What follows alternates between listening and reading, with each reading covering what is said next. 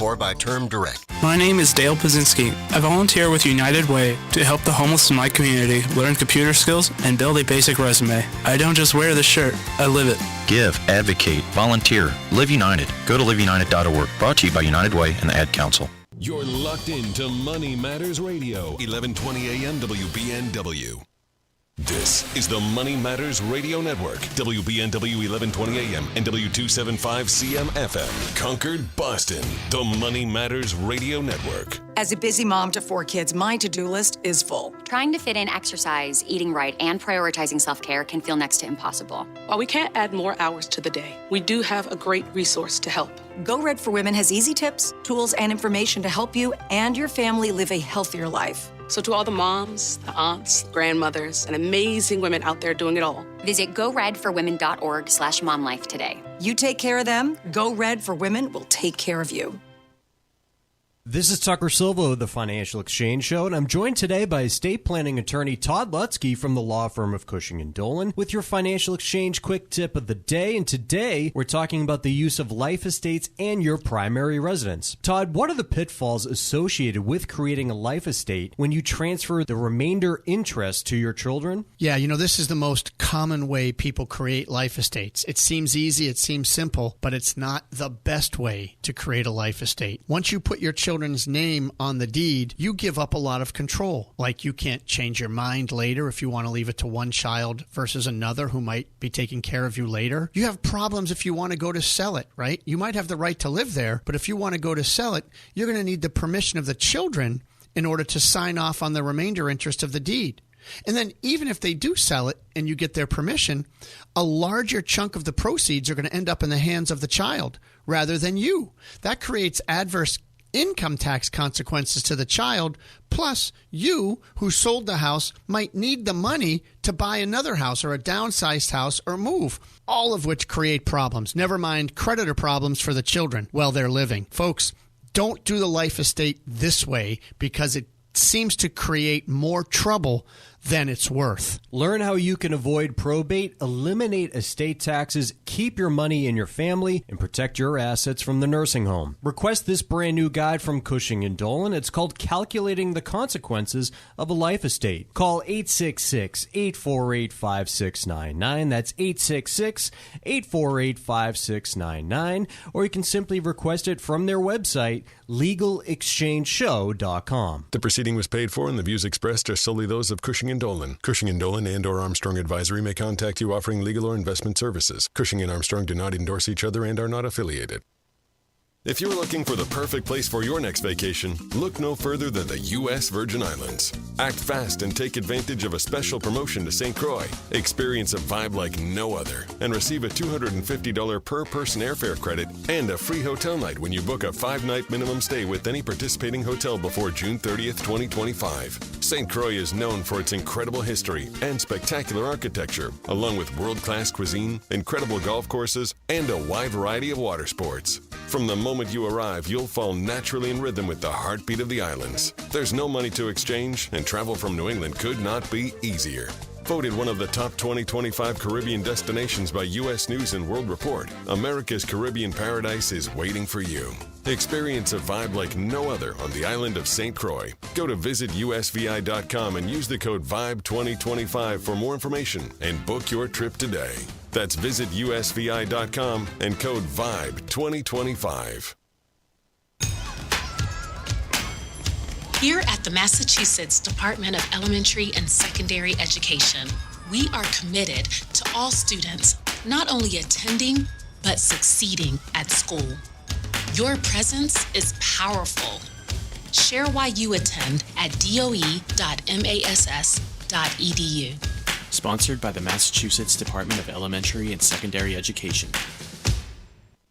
It happens all over Massachusetts.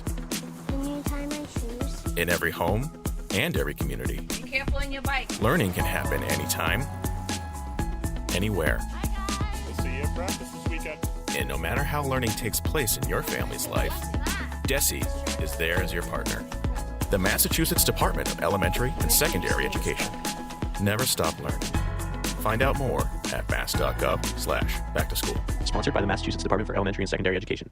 This is Michael Valila, Adjutant of the Disabled American Veterans Department of Massachusetts. We pride ourselves on being able to support veterans in their time of greatest need, ensuring they receive the protections they deserve. For over 100 years, the DAV of Massachusetts has helped thousands of veterans with housing, transportation, and medical assistance, and you can help too. Please visit dav5k.boston and make a donation today. That's dav5k.boston.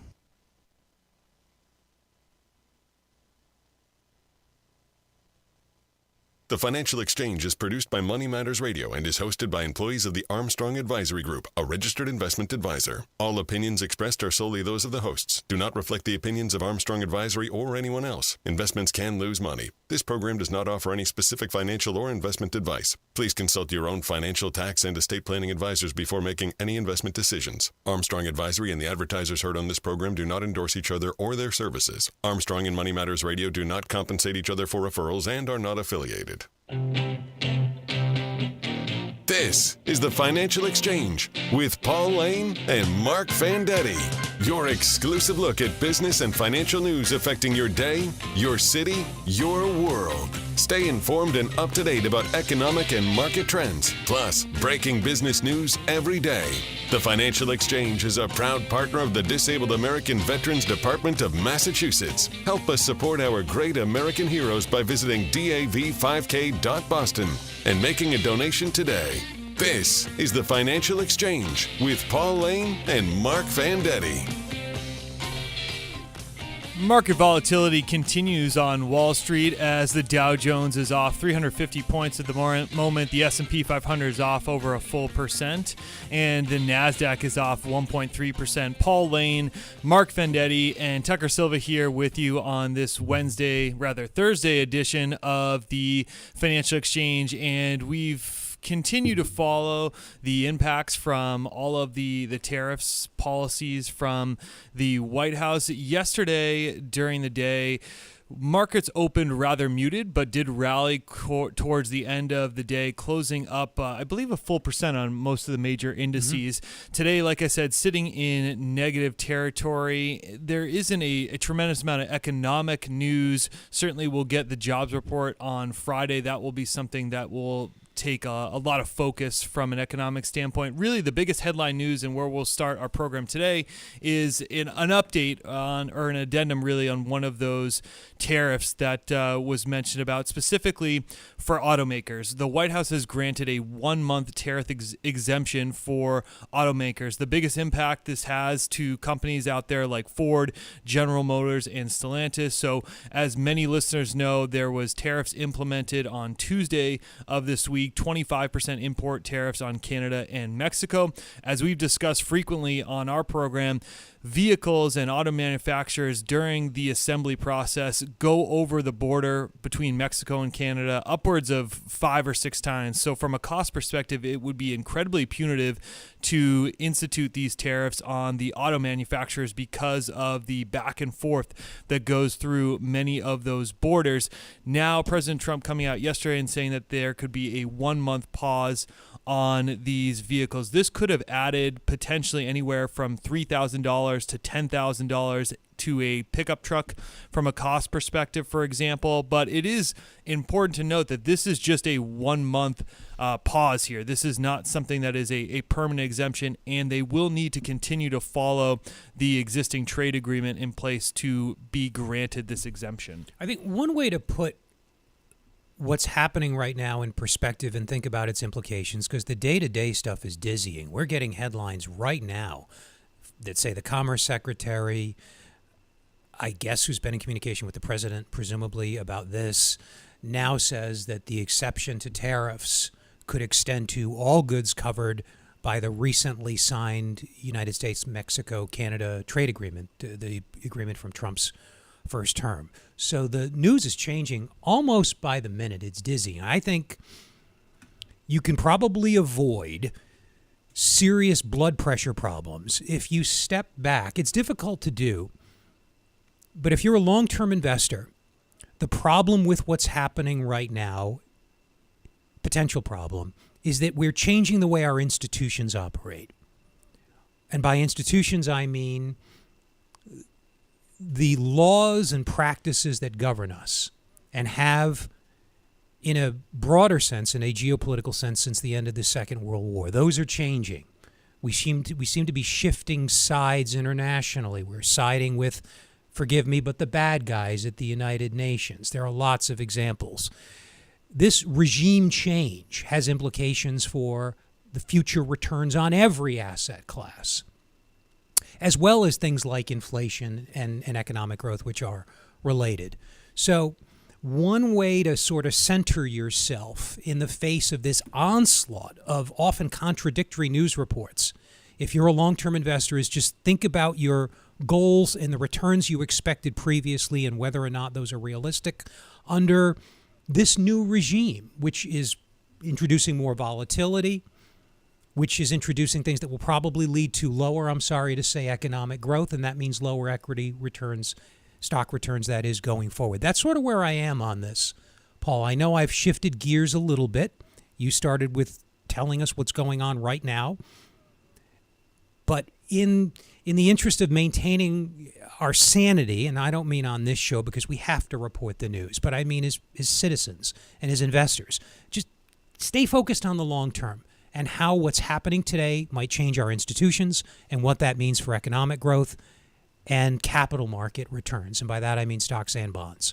That's how I'm dealing. That's how I'm coping. That's a fair point to make. Ultimately, what we've learned over the course of the last couple of weeks is that policies can change very quickly. So a lot of the pieces that we'll cover today and from the major market publications out there are trying to estimate the economic impacts. And I think you were kind of even alluding to some estimates as well on future economic growth. And I would counter that by saying, we don't even know if these tariffs are going to be in place tomorrow or the following day. So these assumptions about increases to inflation or reduction of GDP, these are assuming that they're in for a longer period of time, in my estimation. If you're a forecaster, you rely on stable relationships. It's the central requirement for a good forecast. If the relationship between X and Y changes, a forecast of Y based on X should not be believed.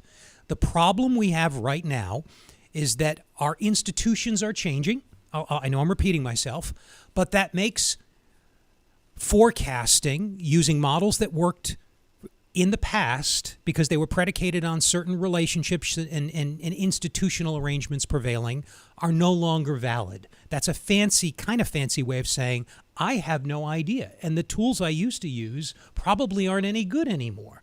Because it's not just that policy's changing from day to day, though that is true. It seems like the fundamental underpinnings of that policy are changing every day, shifting from an income tax to finance government revenues to tariffs. Forget about the math not working on that. Mm-hmm. Big time fundamental change. Shifting from siding with the good guys internationally to the bad guys. Maybe there are good, savvy reasons for doing it. That is a fundamental change. Reneging on trade agreements we only made 4 years ago with Mexico and Canada, causing them and other potential partners to question whether our word is any good. That is a fundamental change. Don't use the old forecasting. You cannot use a forecasting approach that worked in previous environments successfully in this environment. Things are changing at a very deep level and as you said, quickly. To give a further update there, like Mark was alluding to earlier in the program, so Treasury Secretary Lutnick mentioning that the goods that are covered under the United States-Mexico-Canada agreement, it's a wide range of them, including textiles, apparel, footwear, travel goods, agricultural products, and chemical products. Those would be exempted from a tariff delay until likely April 2nd. And again, this is fresh news off the press, so I'm reading this as we kind of go along here. And so Commerce Secretary Lutnick, I should correct myself there. So that's one aspect of things. We'll get more into that as the show develops and we get more information there. Circling back to the exemption for automakers, we sit at a point right now, part of the reason you would think that the auto manufacturer tariffs were delayed is that the average price for a new car as of January, according to Edmunds.com, was sitting at $48,118. The average car loan rate as of February was running at about 7.2%.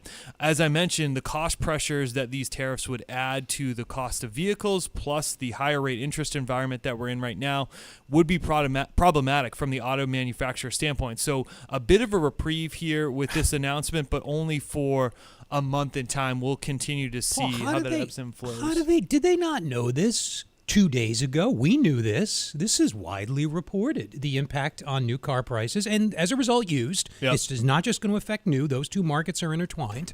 We knew this 2 days ago. The sloppy implementation here is shocking, and there are parts of the new administration's policies that seem to be getting executed really well, like on immigration, for example. They have their act together. They're executing swiftly. They have a plan. It's clear. They're reporting results. You may not agree with that.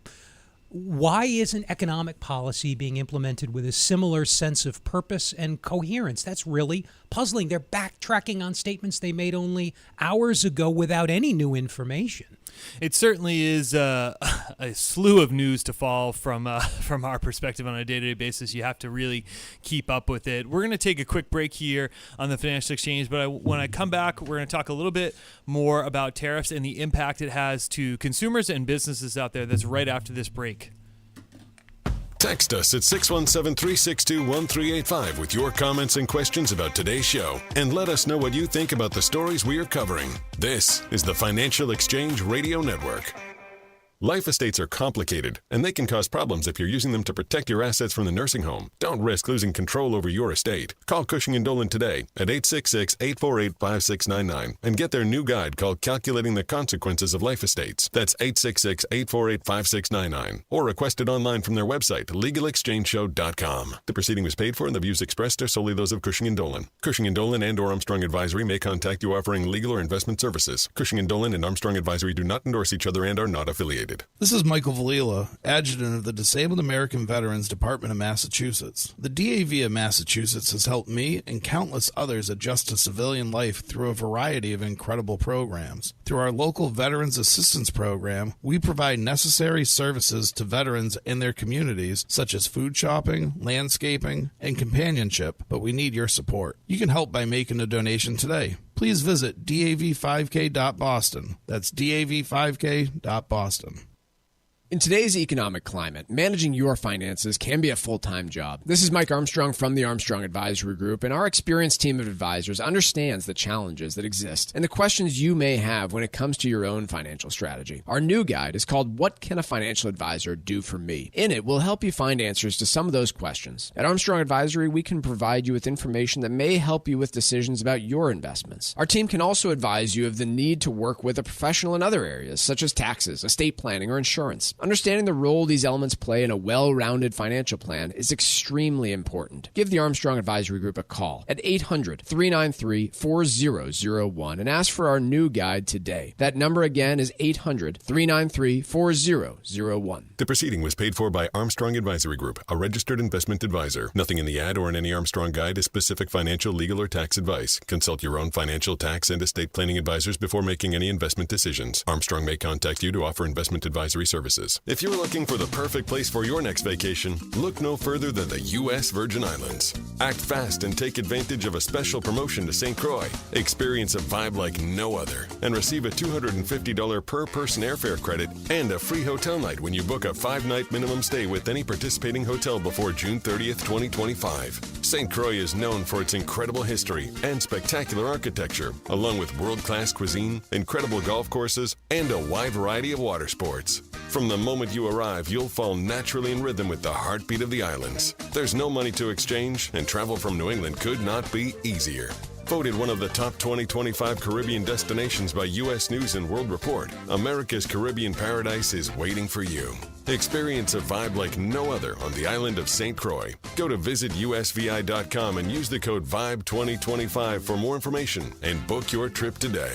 That's visitusvi.com and code VIBE2025. Hey, listen, are you a 50-year-old person looking for term life insurance? Then you need to talk to Bob. Bob specializes in helping people find $1 million or more of term life insurance for a couple of $100 a month. Look, you need to know there's a price war in the term life insurance business, and you may be paying too much. Call Bob, and he'll shop and see how much money he can save you. Look, this could be the last term life insurance policy you ever have. Your rates are guaranteed for the next 20 years. That's right, guaranteed level rates for the next 20 years. And if you're a smoker or your health is not perfect, Bob has great rates for you too. So for $1 million of term life insurance coverage for a couple of $100 a month, call Bob right now. 800-965-7987. 800-965-7987. 800-965-7987. That's 800-965-7987. Paid for by Term Direct.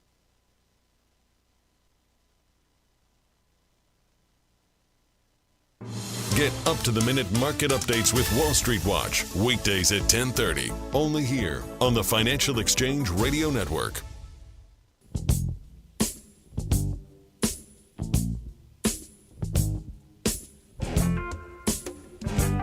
The Financial Exchange is a proud partner of the Disabled American Veterans Department of Massachusetts. By making a donation, you can support the Veteran Advancement Program, which offers permanent and transitional affordable housing to veterans and their dependents. The DAV of Massachusetts is the only DAV department in the country to lead a veterans housing initiative for single vets and those with families. Visit DAV5K.Boston to make a donation today, and make note for this year's 5K to be held on Saturday, November 8th. That's DAV5K.Boston. In the prior segment, we were talking about the most recent updates to some of the tariffs between the United States, Mexico, and Canada. The most recent updates that we have for you is we led the show, of course, with the White House granting a 1-month delay for the tariffs on automakers whose cars comply with the U.S., Mexico, Canada trade agreement that was signed into effect 4 or 5 years ago. The more recent update that we've received within the last 10, 15 minutes or so, that this exemption could apply to a wider swath of goods, specific to goods and services that do comply with the USMCA trade agreement and would apply to things like travel goods, footwear, apparel, agricultural products, and chemical products. So that's where we stand right now. In terms of market reaction, we were off about 1% to begin the show here at 10 o'clock. Within the last 20 minutes or so, some of those losses have paired just a little bit. But we want to dive into the impact on the auto manufacturers, the delay there. And there's a piece here in, I believe, Market Watch where they mention this idea, Mark, potentially that these 3 large U.S. automakers would have a tremendous amount of inventory just flood into the country over the course of the next couple months to potentially buffer themselves from any impact of tariffs going forward. Sure. Obviously, they've gotten this 1-month reprieve here. So what do you do to maximize it? I mean, to be clear, the supply chains that we've been speaking about on the auto manufacturing side, these have been constructed over 3 decades. So the idea that they are going to sit there and make capital investments to spend CapEx to reroute some of the work of the complex supply chain that they have is just entirely false or it doesn't help them in the near-term. Let me just put it that way. They couldn't do it if they wanted to. So the way that you would have to maximize this, you'd think, is stuff as many of these things over as you can, have them sit on lots for a longer period of time, and just spend through them so that I would be looking at it from a strategic standpoint as an executive at these auto manufacturers is I don't know how long the tariffs are going to be in place for. So I'm going to make, what's the expression? I'm going to make hay when the sun's going to make hay when the sun is shining. I think that's when you do it, because it dries out. I guess. I don't know. That's what. Hey, I don't have a green thumb. So, I don't even. People with a green thumb, are they making hay? I don't even know. Farmer thumb, whatever. I don't green thumb. So this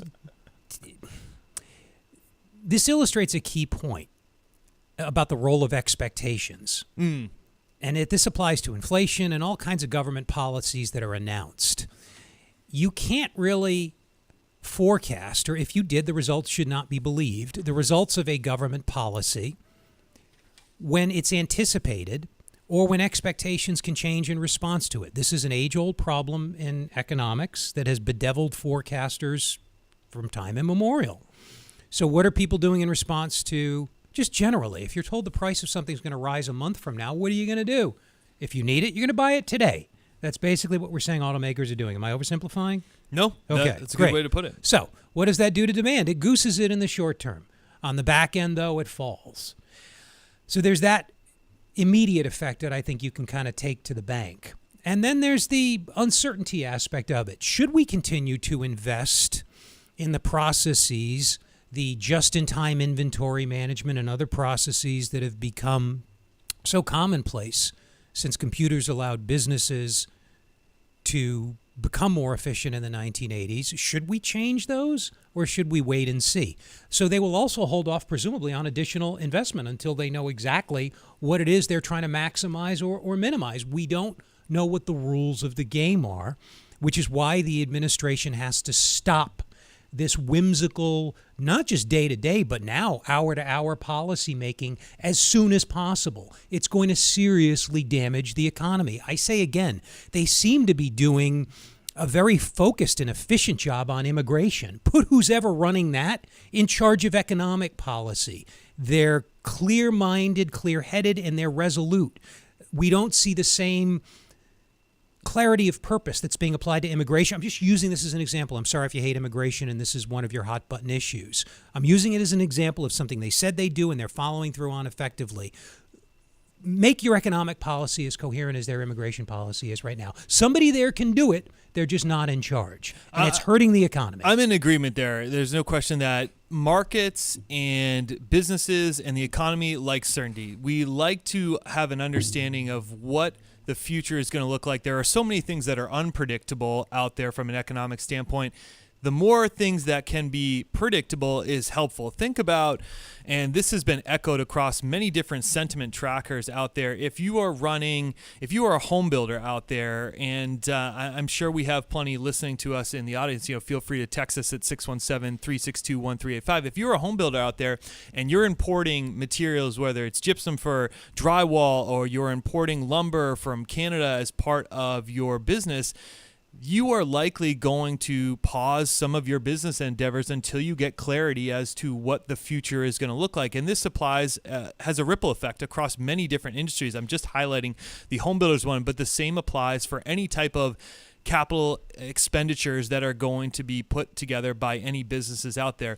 Certainty is better. If we're going to go ahead and tariffs is the way that they want to go, whether or not I agree with it from an economic perspective, there needs to be a clarity behind what the approach is going to look like, and let's put it in place and then let every business adjust to it. The issue is not the policy. I'm trying to not criticize tariffs. That's a different discussion. It's the erratic policy making. I'm surprised stocks are down only very slightly, even including today's modest slide on the year. I can't believe it's not a lot more severe. When you think about what the price of something represents, we take prices for granted. We see them in the supermarket, at the gas station, online. Prices are a signal. They incorporate the preferences of millions, maybe billions of consumers, and fewer, but still a very large number of producers. You don't mess with that mechanism, whether it's stock market prices or goods and services prices. Taking a look at markets, we've got the S&P 500 off about 1%. The NASDAQ is off about 1% as well. The Dow Jones is off about 300 points at the moment. In terms of any of these recent policy moves' impact on bond markets, we've got the U.S. 10-year Treasury ticking up a little bit higher. It's up to about 4.34%. That had come down to 420 or so it's rallied back, or it's come up a little bit over the course of the last couple of days. And there was some news out of Germany from an economic perspective this morning that could have likely led to some of the increases we're seeing on the interest rate side of things. We should talk about that. We should cover that at some point, but we're going to take a quick break here. When we come back, we're going to be talking a little bit about trade deficit, and we'll have Wall Street Watch right after this break.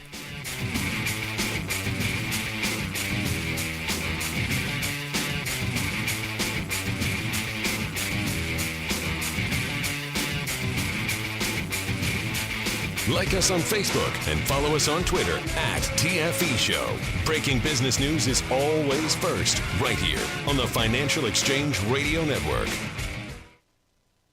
In environmental nonprofit, Ocean River Institute, is working with communities to tackle climate change with nature-based solutions that feature slowing water down and building more soil with grasses and plants. Research indicates that people acting in their own neighborhoods can build an inch of soil in a year and slow sea level rise down by as much as 25%. Please visit oceanriver.org for more information on opportunities to make a difference and go the distance for savvy stewardship of a greener and bluer planet Earth. If you're looking for the perfect place for your next vacation, look no further than the U.S. Virgin Islands. Act fast and take advantage of a special promotion to St. Croix. Experience a vibe like no other and receive a $250 per person airfare credit and a free hotel night when you book a 5-night minimum stay with any participating hotel before June 30th, 2025. St. Croix is known for its incredible history and spectacular architecture, along with world-class cuisine, incredible golf courses, and a wide variety of water sports. From the moment you arrive, you'll fall naturally in rhythm with the heartbeat of the islands. There's no money to exchange, and travel from New England could not be easier. Voted one of the top 2025 Caribbean destinations by U.S. News and World Report, America's Caribbean paradise is waiting for you. Experience a vibe like no other on the island of St. Croix. Go to visitusvi.com and use the code VIBE2025 for more information and book your trip today. That's visitusvi.com and code VIBE2025. Life estates are complicated, and they can cause problems if you're using them to protect your assets from the nursing home. Don't risk losing control over your estate. Call Cushing & Dolan today at 866-848-5699 and get their new guide called Calculating the Consequences of Life Estates. That's 866-848-5699. Or request it online from their website, legalexchangeshow.com. The proceeding was paid for, and the views expressed are solely those of Cushing & Dolan. Cushing & Dolan and or Armstrong Advisory may contact you offering legal or investment services. Cushing & Dolan and Armstrong Advisory do not endorse each other and are not affiliated. This is Michael Valila, Adjutant of the Disabled American Veterans Department of Massachusetts. The DAV of Massachusetts has helped me and countless others adjust to civilian life through a variety of incredible programs. Through our local Veterans Assistance Program, we provide necessary services to veterans in their communities, such as food shopping, landscaping, and companionship, but we need your support. You can help by making a donation today. Please visit dav5k.boston. That's dav5k.boston.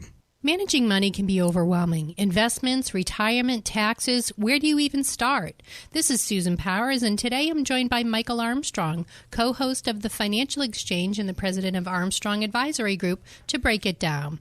First question, Mike. What's the biggest reason someone should work with a financial advisor? Yeah, it's a fair question. Like, a financial advisor can help you set and reach financial goals, whether that's saving for retirement, buying a home, protecting your estate. They can create personalized strategies that align with your income and expenses and risk tolerance. Plus, financial planning just isn't one and done. Typically you'll adjust your plan as life changes. And so having somebody that's knowledgeable alongside there that can guide you through those different stages of life is really important. Well, that makes a lot of sense. Now, what about people who think that they can manage their finances and investments on their own? What do they miss out on? Look, I'm not blind to this. Some people can, and it requires a bit of an honest self-assessment. But if you're not looking at key factors like tax strategies, investment risk, long-term planning, those are areas where financial advisors can really help to come in, maximize returns while keeping an eye on risk-adjusted returns, optimizing asset allocation, and just minimizing those unnecessary risks that we see so frequently taken by folks. So there can be a place for one in people's lives, but it's not a one for everybody. If you want professional financial guidance, reach out to the Armstrong Advisory Group today to request your free copy of our new guide, What Can a Financial Advisor Do for Me? Call 800-393-4001 to start securing your financial future. That number again, 800-393-4001. The proceeding was paid for by Armstrong Advisory Group, a registered investment advisor. Nothing in the ad or in any Armstrong guide is specific financial, legal, or tax advice. Consult your own financial, tax, and estate planning advisors before making any investment decisions. Armstrong may contact you to offer investment advisory services.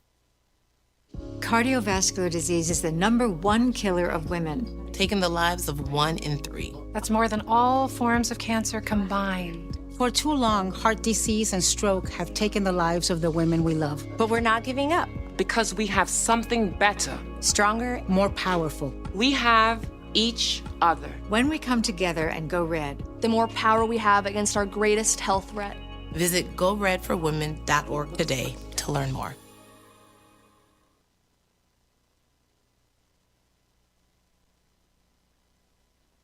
Time now for Wall Street Watch, a complete look at what's moving markets so far today, right here on the Financial Exchange Radio Network. More volatility on Wall Street as markets are giving back gains from yesterday's rebound as Wall Street continues to sift through tariff developments amid uncertainty.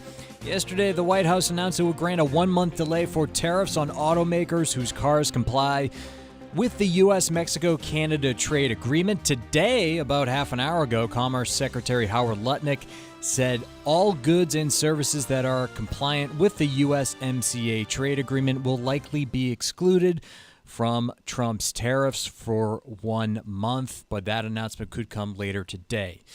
At the moment, the Dow is off by about 0.5% or 224 points. S&P 500 is down by 0.8% or 47 points. And the NASDAQ is down by about 1% or 178 points. Russell 2000 also down by 0.8% or 17 points.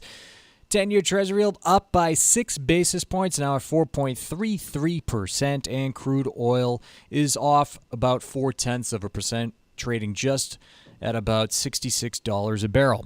Macy's is down by 3% after the department store chain guided for $21 to $21.4 billion in sales for its fiscal year, down from $22.3 billion a year ago. For its fourth quarter, sales slumped 4.3%, while its comparable sales were down almost 2%. Meanwhile, software company MongoDB issued weak guidance for fiscal 2026, sending that stock plunging by 20%. Another tech stock, Marvell Technology, also sinking 17% after the semiconductor company reported a modest beat for its fourth quarter results. Elsewhere, JD.com shares up by 1% after the Chinese e-commerce company's earnings and revenue beat street expectations. JD also announced that its board of directors approved an annual cash dividend. Zscaler beat earnings and revenue forecasts, sending shares in the cloud security company up by 6%. Kroger up by about 2% after the grocery chain posted lower than expected quarterly sales and offered disappointing 2025 guidance. And after today's closing bell, Broadcom will post their fourth quarter earnings. And tomorrow morning, we'll see the all-important February jobs report unveiled at 8:30 a.m. I'm Tucker Silva, and that's Wall Street Watch.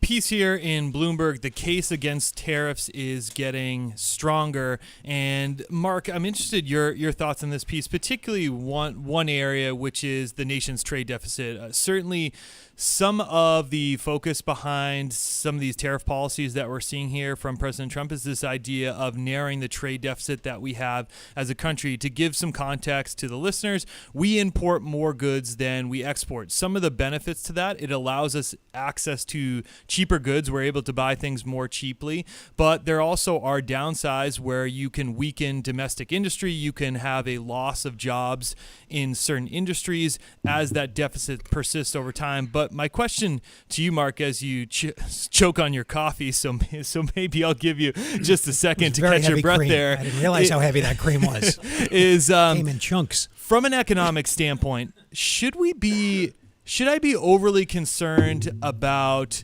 the trade deficit? Certainly, the economy has functioned quite strongly. Okay.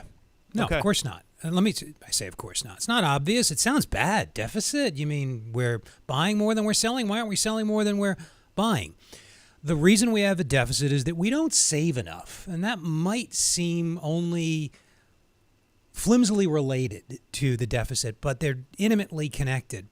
Trade deficits and budget deficits were in the 80s called twin deficits, and there's a reason why they both went up at the same time, because when we don't save enough, either at the federal level or as individuals, we have to essentially import savings to finance the investment that we need. The flip side to that is a trade deficit. It's an identity. It's mathematically unavoidable. So countries like Germany, which have a lot of savings and fewer investment opportunities, generally run a trade surplus. We, for a long time, ran a trade surplus. We still run a trade surplus with certain countries. Australia is one. There are lots of others. I've never heard anybody say, as the administration likes to say about countries with whom we run a trade deficit, I've never heard anybody say, we're screwing Australia because we have a trade surplus with them. It's a little more complicated than just not saving enough. There are relative differences in how efficiently you produce goods, in this case, that dictate with whom you will have a trade deficit. But in aggregate, it's unavoidable when you don't save enough. If we cut the budget deficit, as happened during the 1980s, the trade deficit would fall. Unless we're growing a lot faster than economies overseas, in which case we need to import capital, in which case we will have a trade deficit. It's not the result of any sinister forces or anybody screwing anybody else. And to your point on the savings rate, as much as maybe someone makes the argument, oh, we should save more as a country at an individual level, you would think that would harm our economic growth perspective, because if you look at GDP growth, 2/3 of it's consumer spending. You're thinking of GDP as an accounting identity. Consumption plus investment plus government plus net exports equals GDP. That's just accounting. GDP in the long term is a function of, as we often talk about, labor force growth and productivity growth. So you need capital formation, both human and physical, and that comes through investment. So while it is true that if we suddenly, and there's there's a whole literature in economics, growth literature, that talks about striking the right balance between consumption and savings. Savings and investment are the same thing in this context. Yes, it is true that in the short term you might reduce consumption to increase investment. But in the long term, you get higher consumption. That's the central economic lesson, I think, of the 20th century. So you're right, Paul. There is a short-term trade-off. But in the long term, living standards are higher. Now, you can save too much. There's a golden rule level of savings and consumption that comes out of economic theory where you get it just right. Consumption is maximized. If you've taken an econ course, you'll learn the Solow growth model, not like Han Solo, Solow. He was a teacher at MIT, just died, in fact. He gave us this insight about the golden rule level of consumption and savings. And right now we don't save enough, or said differently, government deficits are too big. And that's evidenced in our trade deficit. No, it's interesting, this piece here. They do a good job of covering different angles of it. There's also the currency impact to consider as well. It just seems like there are a tremendous amount of trade-offs, no pun intended, with all of this economic policy, and there's nothing that's evidently clear one way or another that the tariffs in this instance would lead to minimizing that trade deficit. This is where I get confused about administration policy. Tariffs are supposed to replace the income tax, but at the same time, shift production domestically. Those two things are totally exclusive. The Commerce Secretary keeps repeating those as objectives. They couldn't be more contrary. You can't both raise revenue from tariffs and have them work if your objective is to exclude imports. Imports can't change in order for the revenue they're projecting to be raised to actually materialize. Did I say that? Did I fumble through that, or should I clarify, or should we just move on? No, I don't know. I think that makes sense. The one last point I would add is from exporting, with all the reciprocal tariffs that you have in place. Oh, yeah, that would further hinder the idea of expanding manufacturing domestically, because you're going to have companies that are facing tariffs to send out their product the other way. So a lot to digest. Can I just get two takeaways? Trade deficits are not inherently bad. They're a function of savings. Let me leave you with that one point. And the other point is you can't both have your cake and eat it too. You can't tariff enough to replace the income tax, because that would require imports not changing. I'll just kind of leave it at that for now. We'll talk about this a lot over the next 3 3/4 years. Sure. To pivot here to a little bit to summarize sort of what are we seeing from a market perspective year to date. We're only a little over 2 months into this year, but a couple pieces here that sort of discuss one of them is titled "The Recession Trade is Back on Wall Street." I think that's a little rich for my blood, this idea. What do they mean by that, though? What are they? Basically, this idea that Russell 2000, which is small cap growth stocks, and bank stocks have slumped a little bit on growth concerns. This idea that there has been this sell-off and retreat from growth and a more focus on investing more into value stocks. You can see it a little bit evidenced by some of the sector performances year to date. You have consumer staples and healthcare, which are supposed to be a little bit more immune from some of the tariff concerns, leading markets, with the healthcare sector up 8.8% year to date and the consumer staples sector up 7% versus some of the, one would argue, more growth sectors like technology off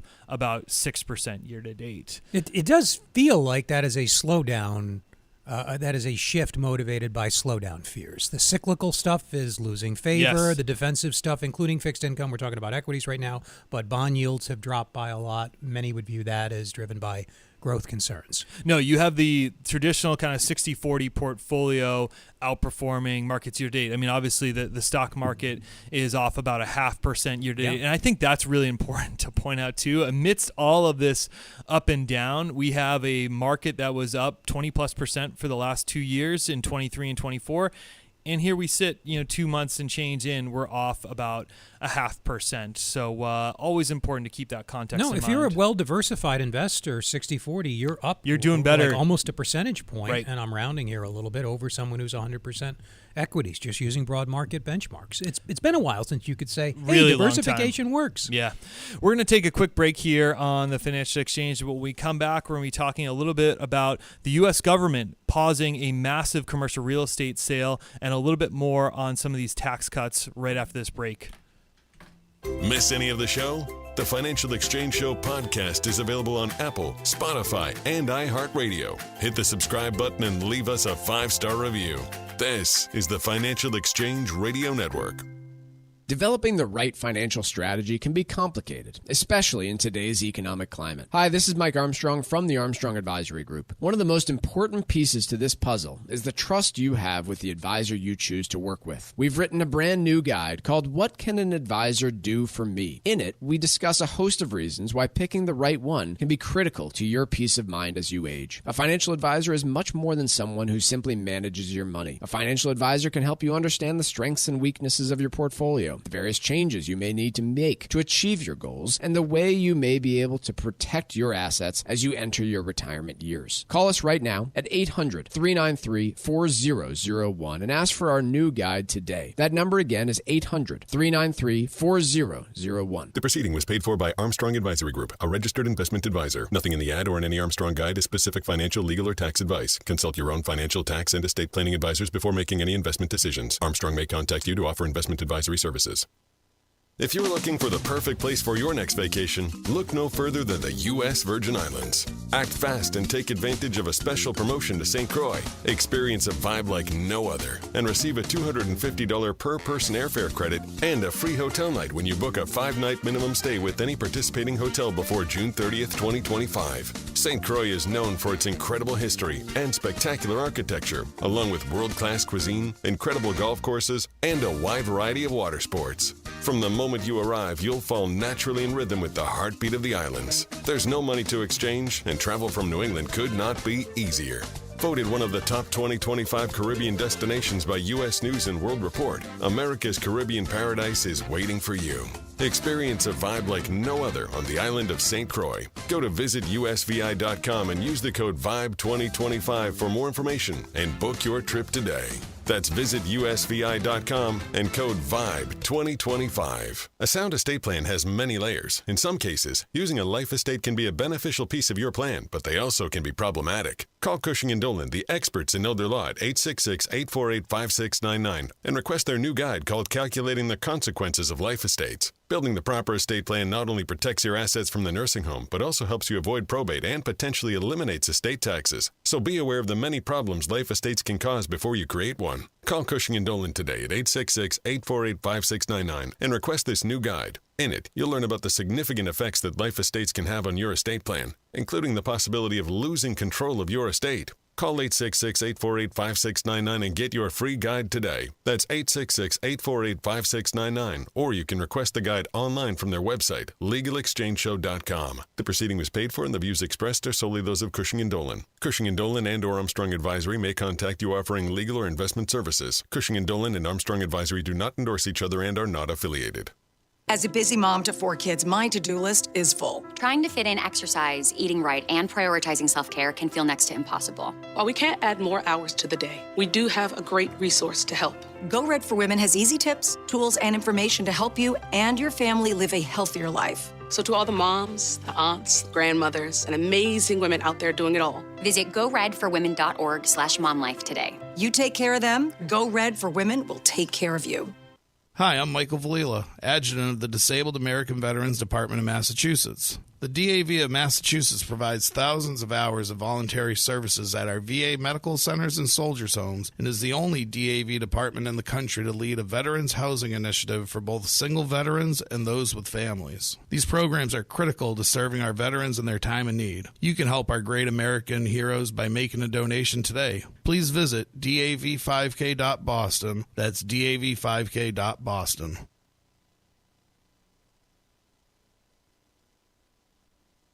Find daily interviews and full shows of the Financial Exchange on our YouTube page. Get caught up on anything and everything you might have missed. This is the Financial Exchange Radio Network.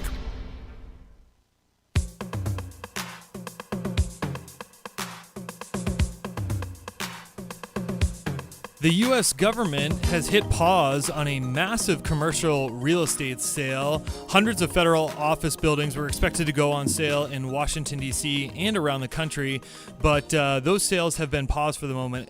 What was being mentioned was 440 federal buildings would be sold in the near term here, but there was a tremendous amount of criticism from workers, elected officials, and others, and since then there has been a pause. Some of the buildings in question that were going to be potentially put up for sale includes the D.C. headquarters of the FBI, Labor Department, and Department of Health Human Services, but all of these have been taken off the table for the time being, just to give a little bit more time before they are, I guess, to be relisted again by the General Services Administration here. This accounted for about 80 million square feet of space, these 440 billions that were being mentioned. Maybe they should start opening this stuff up for comments, a comment period, which government agencies often do before announcing a policy and then having to reverse it within a day. This phenomenon is something we talked about in an earlier segment today with respect to tariffs. They announce some tariff policy, presumably pursuant to a goal. The market balks, and then they retreat. Same thing here. Some stakeholders balked, and they do a 180 within a few minutes. Stick with it, guys. It probably needs to be done. The federal government hasn't fundamentally reevaluated its real estate assets. It does it on the margin year to year, but for a very long time, they probably are seriously over-real estated. That is not a term, but you know what I mean. Just stick with it. Again, the irresolute skittishness here really puzzles me compared to the administration's initiatives, as I mentioned, in the interest of giving them some credit in some areas on immigration where they don't care what anybody thinks. They're just plowing full steam ahead and seem to be getting the job done. Why not share the same determination in some of these other areas instead of turning tail so quickly? I don't understand their economic policy. On the federal building side of things, you certainly can take a little bit more of a wait-and-see approach with selling real estate. These federal buildings, in terms of the quality of them, these were put up 50 years ago, and there's been little done in terms of renovation to them. So the condition of them isn't very strong, but there should be some demand just based on the locations that they're in from commercial property investors to purchase them on an area where there's already some other privately owned buildings in the space that the government has plans to cancel leases on. So there will be,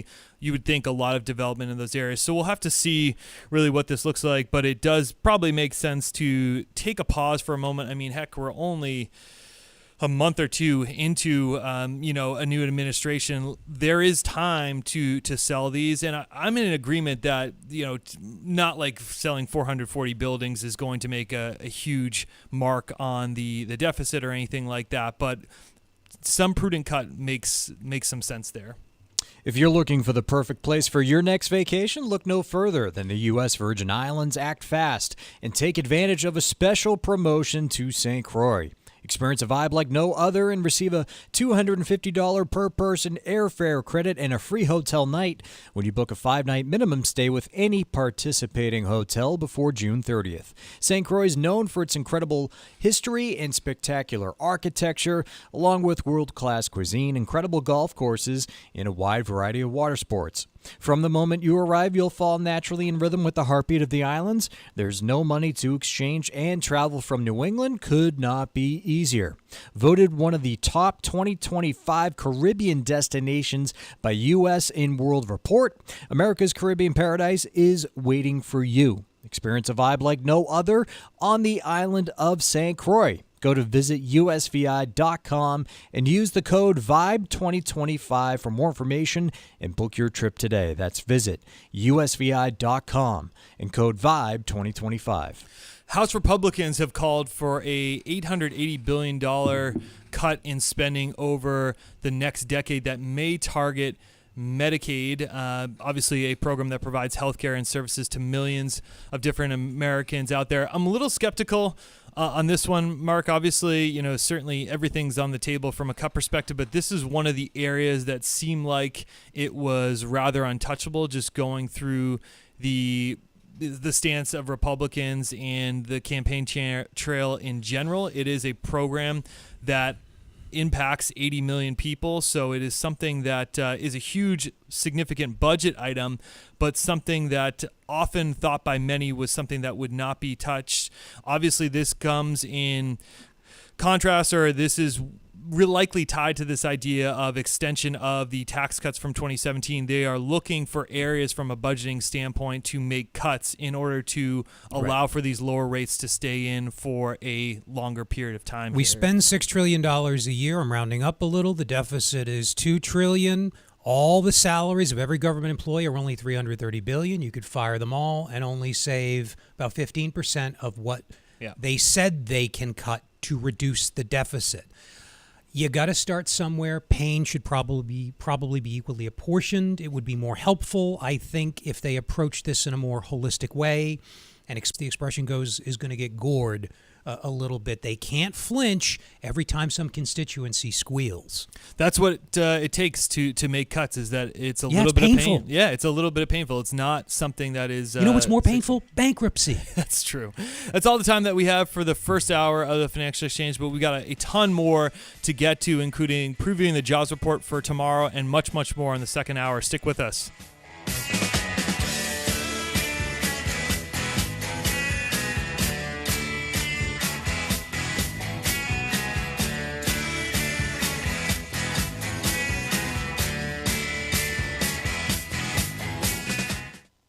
Environmental nonprofit Ocean River Institute is working with communities to tackle climate change with nature-based solutions that feature slowing water down and building more soil with grasses and plants.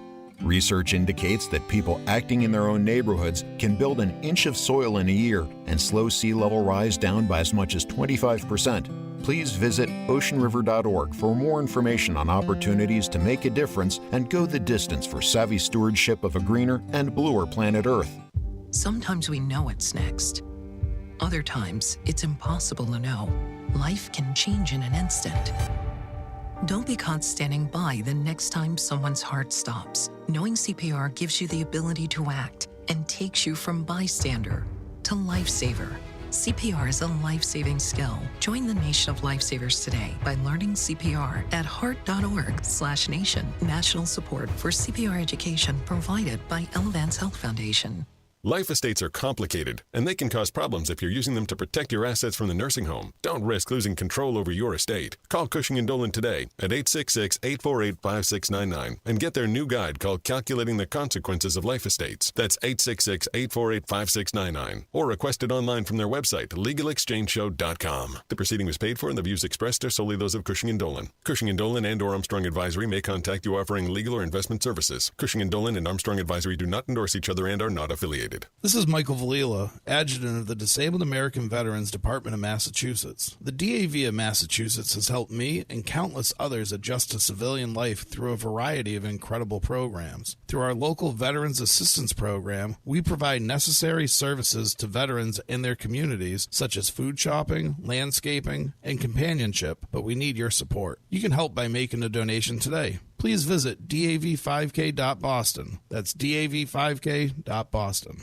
This is the Money Matters Radio Network. WBNW 1120 AM and W275CM FM. Concord, Boston. The Money Matters Radio Network. Did you outgrow your timeshare and now you want out? But you can't. You can't sell it, and you can't get out of the contract. Imagine trying to get out of your mortgage. That's what a timeshare is. You can't just call up the bank and say, I don't want to pay it anymore. But we may be able to help you do just that. Listen, a timeshare maybe for you once was a great thing, but now you don't use it much. And they are not easy to get rid of. Plus, you do have to pay for it every month. Qualified timeshare owners can get out of their contract legally and permanently without ruining your credit or even filing bankruptcy. And imagine no more mortgage payment or fees. Call the Timeshare Exit Hotline qualification line now. It's free to learn more. 800-455-7967. 800-455-7967. 800-455-7967. That's 800-455-7967. Paid for by Timeshare Defense. Managing money can be overwhelming. Investments, retirement, taxes, where do you even start? This is Susan Powers, and today I'm joined by Michael Armstrong, co-host of the Financial Exchange and the president of Armstrong Advisory Group, to break it down. First question, Mike. What's the biggest reason someone should work with a financial advisor? Yeah, it's a fair question. Like, a financial advisor can help you set and reach financial goals, whether that's saving for retirement, buying a home, protecting your estate. They can create personalized strategies that align with your income and expenses and risk tolerance. Plus, financial planning just isn't one and done. Typically, you'll adjust your plan as life changes. And so having somebody that's knowledgeable alongside there that can guide you through those different stages of life is really important. Well, that makes a lot of sense. Now, what about people who think that they can manage their finances and investments on their own? What do they miss out on? Look, I'm not blind to this. Some people can, and it requires a bit of an honest self-assessment. But if you're not looking at key factors like tax strategies, investment risk, long-term planning, those are areas where financial advisors can really help to come in, maximize returns while keeping an eye on risk-adjusted returns, optimizing asset allocation, and just minimizing those unnecessary risks that we see so frequently taken by folks. So there can be a place for one in people's lives, but it's not a one for everybody. If you want professional financial guidance, reach 800-393-4001. The proceeding was paid for by Armstrong Advisory Group, a registered investment advisor. Nothing in the ad or in any Armstrong guide is specific financial, legal, or tax advice. Consult your own financial, tax, and estate planning advisors before making any investment decisions. Armstrong may contact you to offer investment advisory services. If you're looking for the perfect place for your next vacation, look no further than the U.S. Virgin Islands. Act fast and take advantage of a special promotion to St. Croix. Experience a vibe like no other and receive a $250 per person airfare credit and a free hotel night when you book a 5-night minimum stay with any participating hotel before June 30th, 2025. St. Croix is known for its incredible history and spectacular architecture, along with world-class cuisine, incredible golf courses, and a wide variety of water sports. From the moment you arrive, you'll fall naturally in rhythm with the heartbeat of the islands. There's no money to exchange, and travel from New England could not be easier. Voted one of the top 2025 Caribbean destinations by U.S. News and World Report, America's Caribbean paradise is waiting for you. Experience a vibe like no other on the island of St. Croix. Go to visitusvi.com and use the code VIBE2025 for more information and book your trip today. That's visitusvi.com and code VIBE2025. Hey, listen, are you a 50-year-old person looking for term life insurance? Then you need to talk to Bob. Bob specializes in helping people find $1 million or more of term life insurance for a couple of $100 a month. Look, you need to know there's a price war in the term life insurance business, and you may be paying too much. Call Bob, and he'll shop and see how much money he can save you. Look, this could be the last term life insurance policy you ever have. Your rates are guaranteed for the next 20 years. That's right, guaranteed level rates for the next 20 years. And if you're a smoker or your health is not perfect, Bob has great rates for you too. So for $1 million of term life insurance coverage for a couple of $100 a month, call Bob right now. 800-965-7987. 800-965-7987. 800-965-7987. That's 800-965-7987. Paid for by Term Direct. A sound estate plan has many layers. In some cases, using a life estate can be a beneficial piece of your plan, but they also can be problematic. Call Cushing & Dolan, the experts in elder law, at 866-848-5699 and request their new guide called Calculating the Consequences of Life Estates. Building the proper estate plan not only protects your assets from the nursing home, but also helps you avoid probate and potentially eliminates estate taxes. So be aware of the many problems life estates can cause before you create one. Call Cushing & Dolan today at 866-848-5699 and request this new guide. In it, you'll learn about the significant effects that life estates can have on your estate plan, including the possibility of losing control of your estate. Call 866-848-5699 and get your free guide today. That's 866-848-5699. Or you can request the guide online from their website, LegalExchangeShow.com. The proceeding was paid for and the views expressed are solely those of Cushing & Dolan. Cushing & Dolan and or Armstrong Advisory may contact you offering legal or investment services. Cushing & Dolan and Armstrong Advisory do not endorse each other and are not affiliated.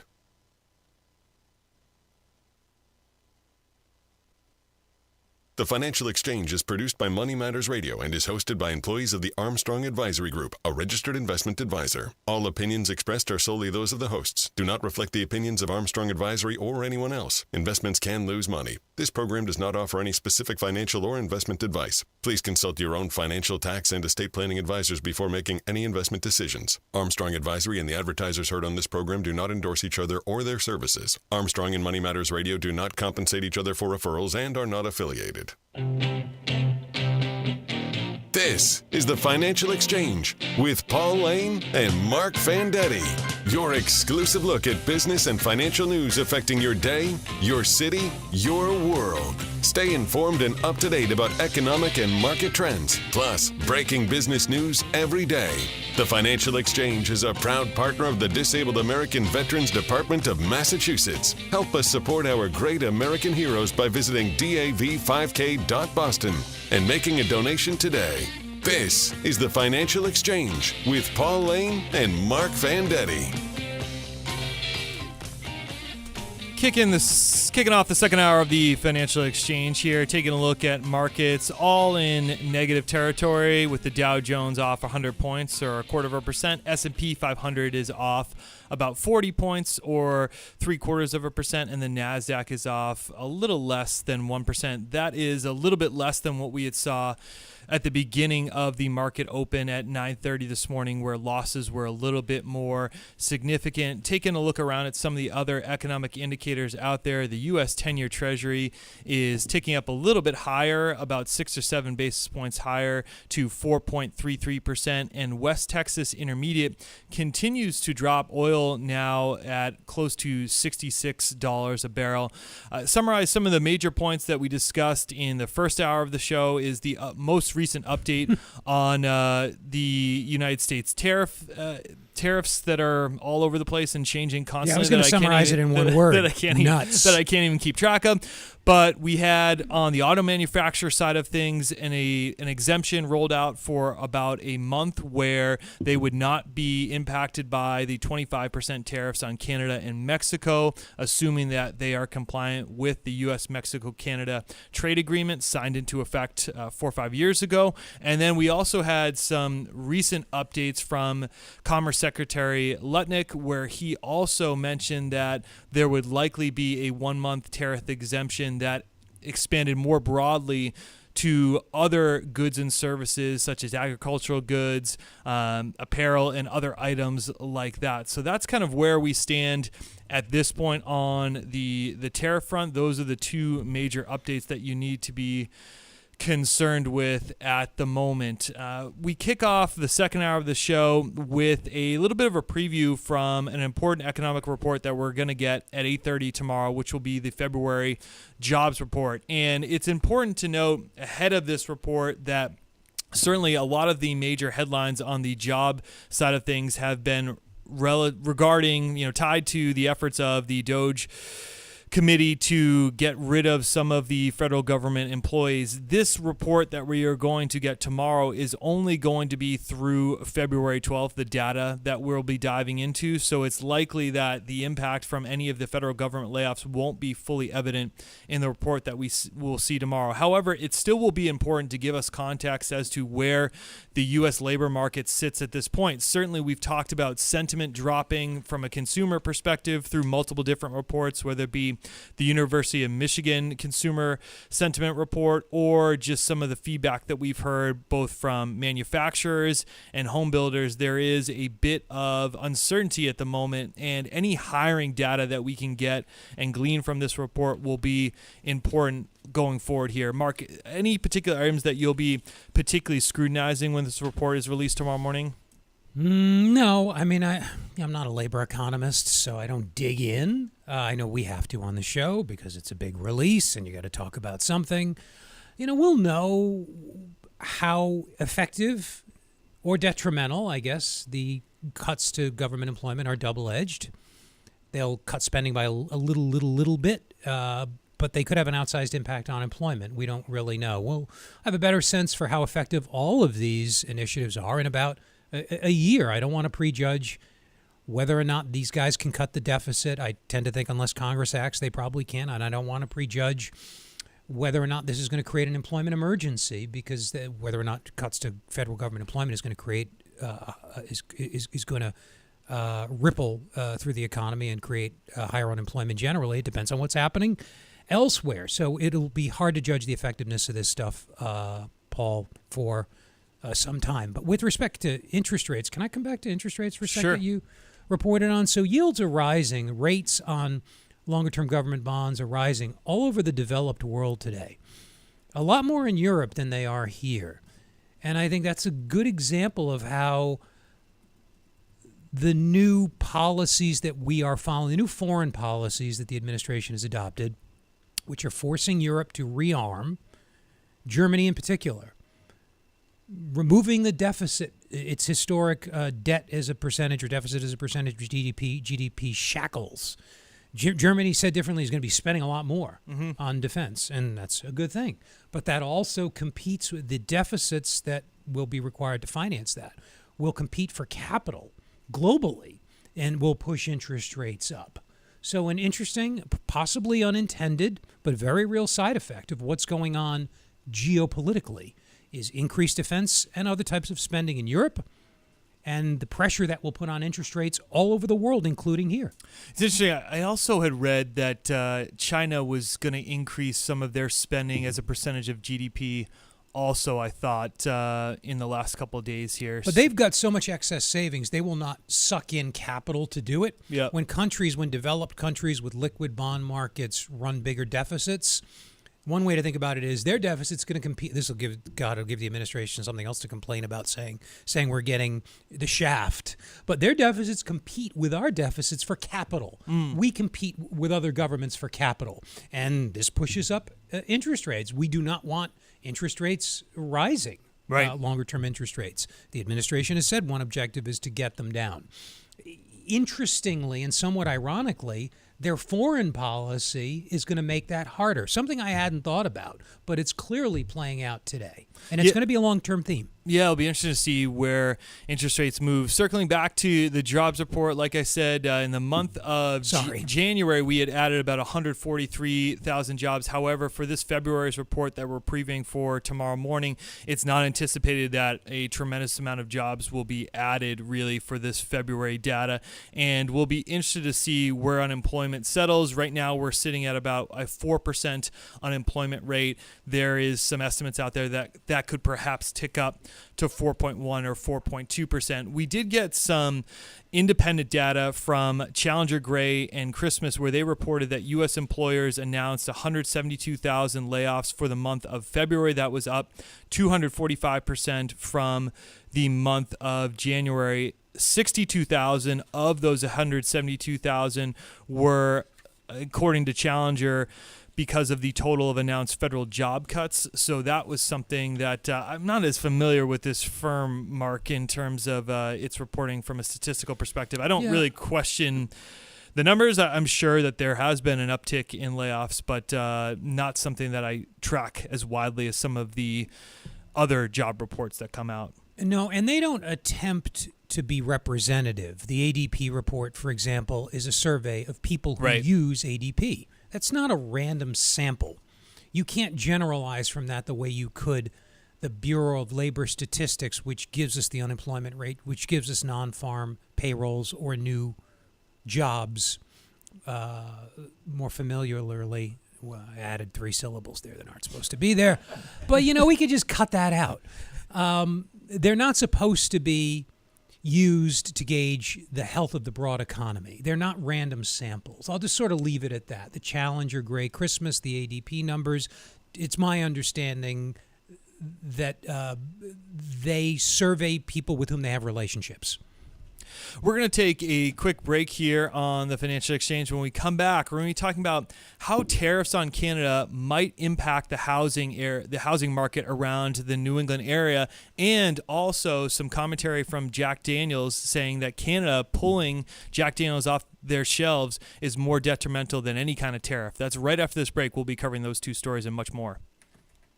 Text us 617-362-1385 with your comments and questions about today's show, and let us know what you think about the stories we're covering. This is the Financial Exchange Radio Network.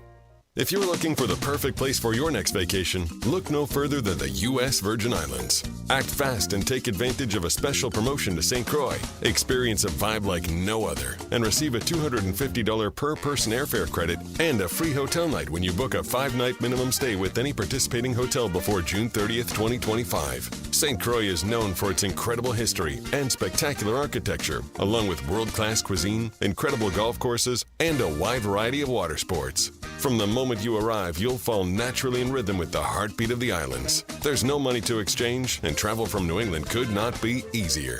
Voted one of the top 2025 Caribbean destinations by U.S. News and World Report, America's Caribbean paradise is waiting for you.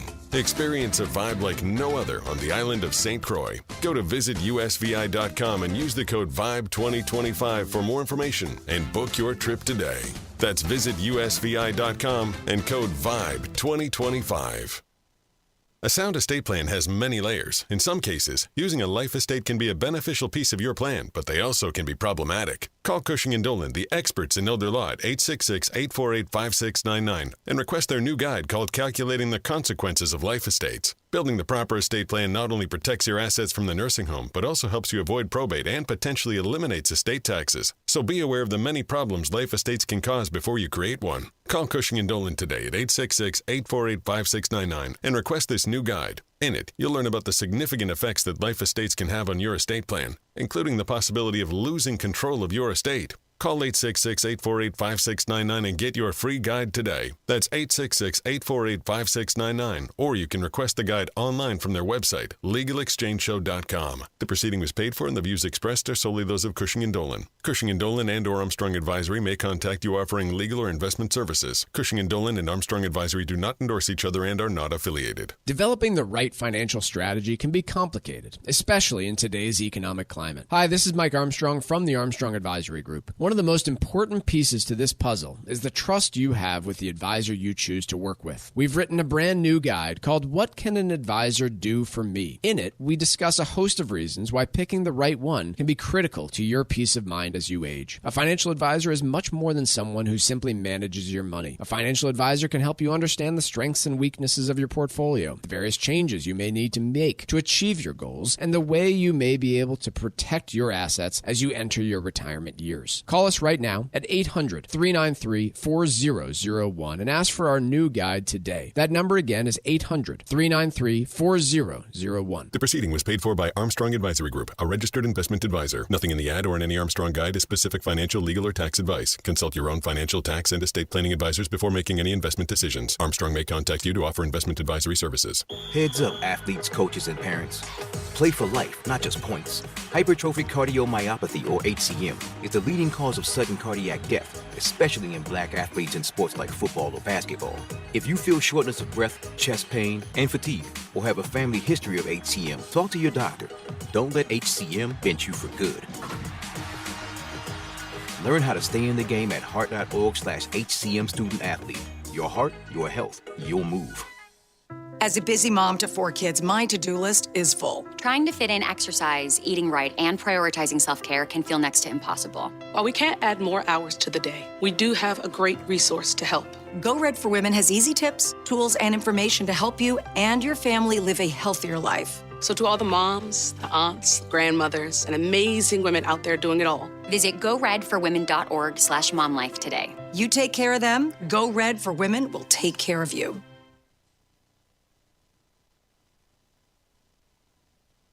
Find daily interviews and full shows of the Financial Exchange on our YouTube page. Get caught up on anything and everything you might have missed. This is the Financial Exchange Radio Network.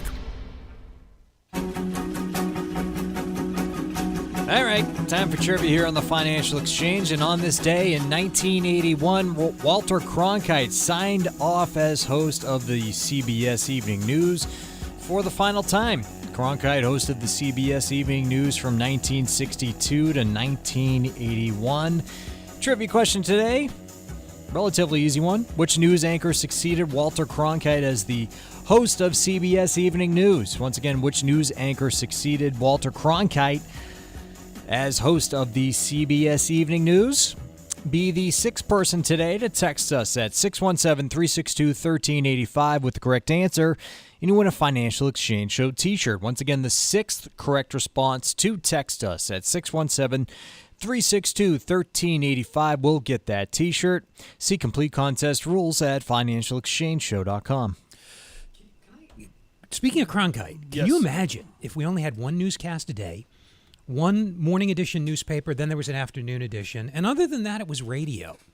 Yeah. How would a modern presidential administration, this one seems intent on changing policy, economic policy, solid in other areas, I'm just talking about economic policy here minute by minute, how would that function? Or would it be different? Would it temper some of the worst instincts or whimsical impulses? In other words, are we demanding that the president or whomever make news minute by minute by consuming social media, by consuming cable media? Or I get what you're saying, but no. No? Okay. I don't think that aspect of it. Is it helping or hurting? I would argue the present situation. I would just 24-hour news. I would argue the 24 news cycle hurts the overall United States population, regardless of the political administration piece. There is probably too much news and too much attachment that we all have to devices, whether it be our phones or our TV or otherwise, because there is constantly nonstop information but being put this out tariff there. turmoil, I think, makes it really conspicuous. Like, this is we wouldn't have this were it not for modern media. Maybe I'm not even making a valid point. I'm thinking simply that 40 years ago, none of this would have mattered. There would not have been hour-by-hour updates to policy. You would have had to wait until the evening. Even politicians would not have gotten the latest on administration policy unless they were in the room. You have more access to information, all of us. We collectively, do. Those types of things could have... I have Was no this idea. inevitable, this kind of turmoil, this kind of policy turmoil, because of social, digital, and I guess modern cable media? I wouldn't link the two together. I just think that ultimately you have a media landscape where you can get information really quickly and through multiple different sources, and everyone's fighting for eyeballs. So you're going to be up to date and inundated with information, and sometimes it's good, the access to information that we have, and sometimes you can argue it's too much. And the same thing for social media as well, for just everyone's health, in terms of younger generations, the access that they have to it is probably too much. There's something to be said about probably some lesser access would be beneficial, but the cat's already out of the bag on that one, and I'm sure as heck not going to tell you how we're able to fix that. Tariffs on Canada will make housing more expensive in New England. We've talked a lot about the tariff impact from a countrywide standpoint, but more specifically here in the New England region, there is a lot of outsourcing that's done to import lumber, steel, and aluminum for Massachusetts construction projects, as well as some others in the New England area. 15 to 18% for a cost for a new home is tied to lumber. You have some feedback here that 40 to 50% of construction budgets in general are tied to materials, which could include lumber and steel and aluminum. And so you have feedback from Mike Kearns, who's the COO of the New England region, Shawmut Design construction firm, saying that of those 40 to 50% that the budget for construction goes towards materials, about 6 to 12% of those goods are imported. And so with some of these tariffs, you could see higher construction costs for housing because of material that gets imported from Canada. For a region that already struggles to construct a lot of new homes, this is just a further impediment, but it is a little too soon to know fully the impact of these tariffs. But I do believe that it has led to some hesitancy out there from home builders, that's for sure. Yeah, people seem remarkably well informed about the impact of these tariffs. I'm surprised and impressed by how people are reacting. I was going to say rationally. That almost sounds condescending because I'm in the same boat as everybody else. People seem to understand. Maybe economists have done a good job communicating on this. Tariffs are tax increases, essentially. They will push prices up. They will reduce choice. People seem to get that to a degree I would not have expected. It would help. I think we'd all be willing to make the sacrifice if we knew what they were for. If we knew that there was a national security rationale, for example, behind imposing tariffs on, I don't know, that's not the example we're talking about here, but on China. Oh, I would suck it up and pay more for the cheap stuff that I get at big box stores and other places that's typically manufactured in China. But I don't think politicians have explained the rationale for them. So people might start to ask, what are we sacrificing for? What is all this uncertainty and inconvenience? That's an understatement. We also talked about on yesterday's show that there is an energy impact as well. A lot of the New England region relies on Canada for the energy resources that we consume on a daily basis. So there is potential that, granted, it is a lesser tariff that's being assessed on energy imports, only a 10% one, but we could still see a hit on the pump from anywhere from 20 cents to 40 cents a gallon, depending, how long these. Actually, it would be really relatively quick on the energy front where we would see that potential increase. Chuck and I had talked about that on yesterday's show. Oh yeah, those prices change almost immediately. Yeah, exactly. Jack Daniels maker says Canada pulling U.S. alcohol off the shelves is worse than an actual tariff. Canada accounts for about 1% of the company's total sales. This is Brown-Forman is the company that is behind Jack Daniels, and several provinces throughout Canada have reported pulling Jack Daniels and U.S. liquor off the shelves as a retaliatory measure to some of these tariffs that have been put into place. Canadians in general are steering away from U.S. goods, and there's also been some backlash at sporting events too that's been documented on the hockey side of things. And it's geopolitical too. We're taunting Canada. We're taunting their sovereignty, threatening to make them the 51st state and so forth. I can't imagine how I would feel if a much bigger power were kind of bullying me. The reactions of Canadians been pretty fierce so far. You got to wonder how much damage we're doing and how long it's going to take to fix it. And what is it for? What are we trying to accomplish with respect to tariffs or any of this other stuff? That's where I need clarity. Maybe it's worthwhile. The liquor market in general, just to look at Brown-Forman, their net sales had been down 3% from a year ago. It just seems like they've had trouble, as we've talked about on the show, just alcohol consumption has been declining, and this doesn't help it any further, where we've seen these tariffs and potentially just limited amount of demand in Canada. That would hit the top line as well from a sales perspective. They also do about 7% of their sales in Mexico, so no idea as to what the impact could be there for Brown-Forman. But Jack Daniel's whiskey not on the shelves of some of the Canadian provinces out there. Taking a look at markets, we've got the S&P 500 off about 54 points or 0.9%. The Dow Jones off about 200 points.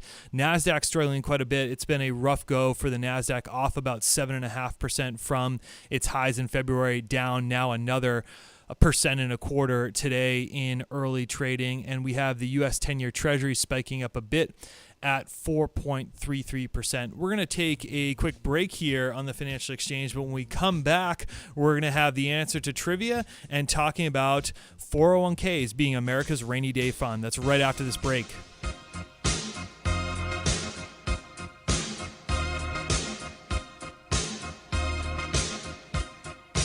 Bringing the latest financial news straight to your radio every day. It's the Financial Exchange on the Financial Exchange Radio Network.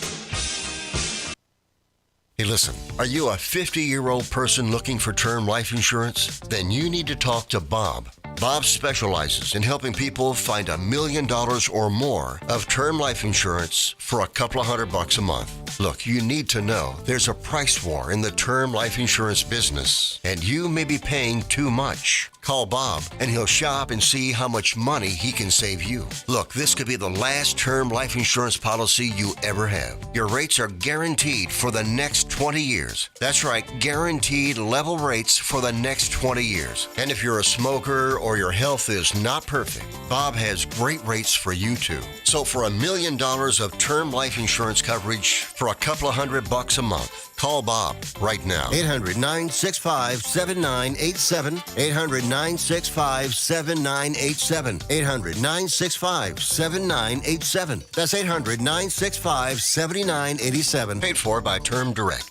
Life estates carry a higher risk of income tax penalties and hidden gift issues. And while they can be beneficial in some cases, if you use one, you need to be aware of the pitfalls they may cause. Cushing & Dolan are experts in elder law and have nearly 40 years of experience helping families with their estate planning. Their new guide, called Calculating the Consequences of Life Estates, can help you make the right decisions about how to protect your assets from probate and the nursing home. Life estates are not simple documents and can create the potential for you to lose control of your estate. So if you haven't done your planning yet, now's the time to learn about the effects that life estates can have when it comes to protecting your assets. Call Cushing & Dolan today at 866-848-5699 and request their new guide called Calculating the Consequences of Life Estates. That's 866-848-5699. Or request the guide online at legalexchangeshow.com. The proceeding was paid for and the views expressed are solely those of Cushing & Dolan. Cushing & Dolan and or Armstrong Advisory may contact you offering legal or investment services. Cushing & Dolan and Armstrong Advisory do not endorse each other and are not affiliated. If you're looking for the perfect place for your next vacation, look no further than the U.S. Virgin Islands. Act fast and take advantage of a special promotion to St. Croix. Experience a vibe like no other and receive a $250 per person airfare credit and a free hotel night when you book a 5-night minimum stay with any participating hotel before June 30th, 2025. St. Croix is known for its incredible history and spectacular architecture, along with world-class cuisine, incredible golf courses, and a wide variety of water sports. From the moment you arrive, you'll fall naturally in rhythm with the heartbeat of the islands. There's no money to exchange, and travel from New England could not be easier. Voted one of the top 2025 Caribbean destinations by U.S. News and World Report, America's Caribbean paradise is waiting for you. Experience a vibe like no other on the island of St. Croix. Go to visitusvi.com and use the code VIBE2025 for more information and book your trip today. That's visitusvi.com and code VIBE2025. Managing money can be overwhelming. Investments, retirement, taxes, where do you even start? This is Susan Powers, and today I'm joined by Michael Armstrong, co-host of the Financial Exchange and the president of Armstrong Advisory Group, to break it down. First question, Mike. What's the biggest reason someone should work with a financial advisor? Yeah, it's a fair question. Like, a financial advisor can help you set and reach financial goals, whether that's saving for retirement, buying a home, protecting your estate. They can create personalized strategies that align with your income and expenses and risk tolerance. Plus, financial planning just isn't one and done.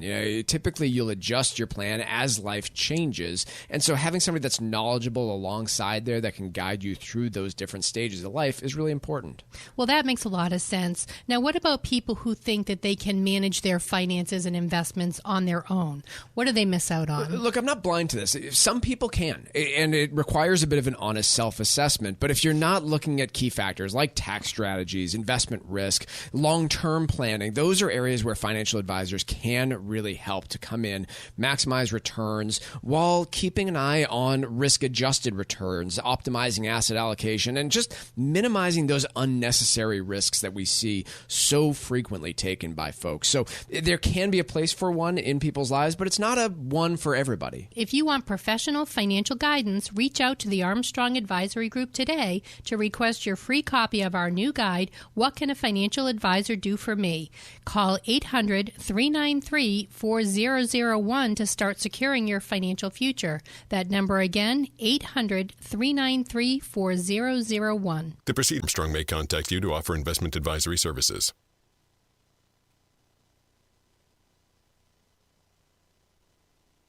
Miss any of the show?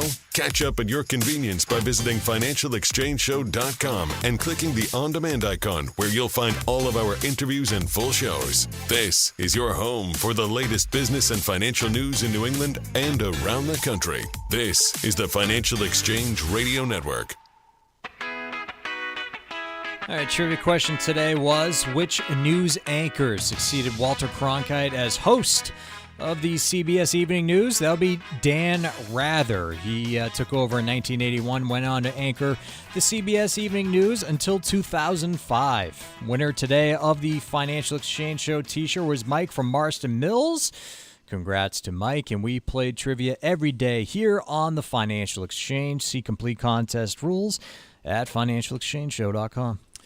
The 401k has become America's rainy day fund, a piece out of the Wall Street Journal here, where the Vanguard Group, which is one of the biggest 401k providers throughout the country, reported that 4.8% of 401k holders took early withdrawals in 2024 due to financial emergencies. So typically, if you are to pull from your 401k prior to age 59 and a half, you have to pay income tax as well as a 10% penalty. Now, some of the statistics here quoted in this piece are aided a little bit by some of the changes that have been made to 401k withdrawals. So as I mentioned, that 4.8% figure is a record high that took emergency withdrawals from their 401ks. It was 3.6% in 2023. And then prior to the pandemic, the average was about 2% of people taking from their 401ks. What happened was in 2022, the Secure Act 2.0 was passed, and it allowed for a little bit more flexibility for those people to pull from their 401ks penalty-free to take out $1,000 without having to pay that 10% tax penalty that I spoke about previously. So I think that is aiding some of the numbers that pull out from their 401k, but some of these numbers hitting record highs are more a product of adjustments to the system for withdrawals, which used to be a lot more stringent. You had to prove a lot more certainty that it was a hardship withdrawal or had to take a loan from your 401k first. 2018, Congress eliminated the provision to have to take your loan from your 401k first before taking a hardship withdrawal. So I think that's more systematic, what we're seeing changes to it rather than a change in behavior necessarily. Yeah, I mean, the economy hasn't turned yet, so it's hard to square this with strong income and overall economic growth. If someone is looking to infer from this that it's a sign of growing economic distress, I don't know that you can for reasons you pointed out. It could just mean more people need to tap their 401k to buy a home. There's an exception. There's one of these so-called safe harbors for a hardship withdrawal is to buy a principal residence, first-time purchase, I think, of a principal residence. Could just be that. Higher ed's getting more expensive. Could just be that. Plus, this is Vanguard's population that they have on their so-called record-keeping platform. Maybe other record keepers, Fidelity, T. Rowe Price, the usual suspects, maybe they didn't have similar experiences with their population. So can we generalize from this? Possibly, but maybe not. Yeah, the median withdrawal was about $2,200. So interesting. Well, that ain't for a home purchase, probably. No. Interesting to note, but not something that I would point to as economic hardship that is widespread at this point due to some of those changes we spoke about.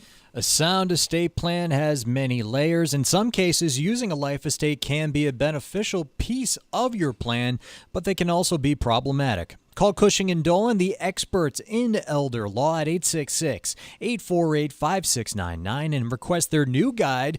It's called Calculating the Consequences of Life Estates. Building the proper estate plan not only protects your assets from the nursing home, but also helps you avoid probate and potentially eliminates your estate taxes. So be aware of the many problems life estates can cause before you create one. Call Cushing & Dolan today at 866-848-5699 and request this new guide. In it, you'll learn about the significant effects that life estates can have on your estate plan, including the possibility of losing control of your estate. Call 866-848-5699. That's 866-848-5699. Or you can request the guide from their website, legalexchangeshow.com. The proceeding was paid for, and the views expressed are solely those of Cushing & Dolan. Cushing & Dolan and/or Armstrong Advisory may contact you offering legal or investment services. Cushing & Armstrong do not endorse each other and are not affiliated.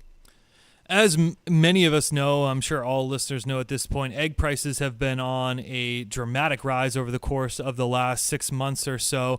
There's a piece here out of Guardian which makes the case that perhaps they are pointing to the fact that the idea of price gouging was something that was mentioned about when inflation really became prevalent in 2022, that because of the consolidation in the egg production market where you have a small amount of companies producing a significant amount of eggs in the United States, that they could be taking advantage of the fact that consumers are getting a little bit more accustomed to paying a higher price for a dozen eggs. For example, the country's largest egg producer, Cal-Maine, boasted a 7-fold increase in their gross profits in their fiscal year 2023 compared to 2021. They make about 1 of every 5 eggs eaten in the United States and had returned a significant amount of dividends to shareholders during this span of time.